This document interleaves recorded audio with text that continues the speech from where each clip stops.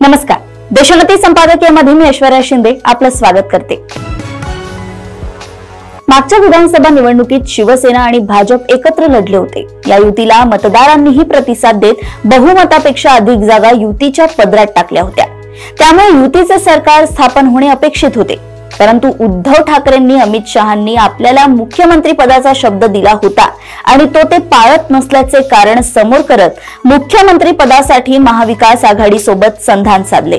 परिणामी राज्यात महाविकास आघाडीचे सरकार स्थापन झाले आणि सर्वाधिक जागा मिळवणारा भाजप विरोधी बाकावर बसला। पुढचे महाभारत सर्वज्ञात आहे। त्या अनुभवानंतर यावेळी मात्र भाजप नेत्यांनी व्यवस्थित काळजी घेतल्याचं दिसतंय। महायुती म्हणून निवडणूक लढवताना त्यांनी मुख्यमंत्री पदाचा विषय अनिर्णित ठेवलाय। राज्याचे मुख्यमंत्री म्हणून एकनाथ शिंदे यांच्या नेतृत्वाखाली महायुती निवडणूक लढवणार आहे।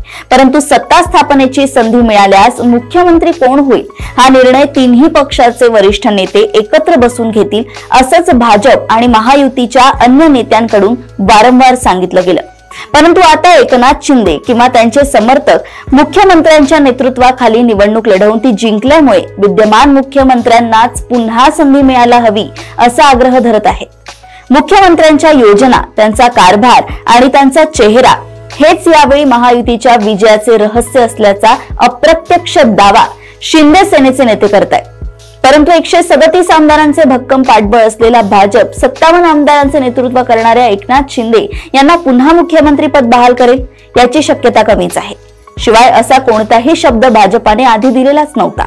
ही काळजी भाजपने अगदी आधीपासूनच घेतली आहे। त्यामुळे ज्या पक्षाचे सर्वाधिक आमदार, त्या पक्षाचा नेता मुख्यमंत्री हीच मांडणी भाजपकडून केली जाईल। त्या मांडणीनुसार मुख्यमंत्री भाजपचाच असेल आणि शिंदेंना देखील फार काही ताणून धरता येणार नाही। कारण त्यांची जरी नाराजी असली तरी 41 आमदारांचे पाठबळ असलेल्या अजित पवारांनी देवेंद्र फडणवीस यांना मुख्यमंत्री म्हणून स्वीकारण्याची उघड तयारी दर्शवली आहे। अशाच राजकीय घडामोडी व अपडेट सोबत पुन्हा भेटूया देशोन्नती संपादकीयमध्ये। बघत रहा देशोन्नती। नमस्कार। ठळक घडामोडींसाठी देशोन्नती न्यूज चॅनलला सबस्क्राइब करा आणि बेल आयकॉन प्रेस करा।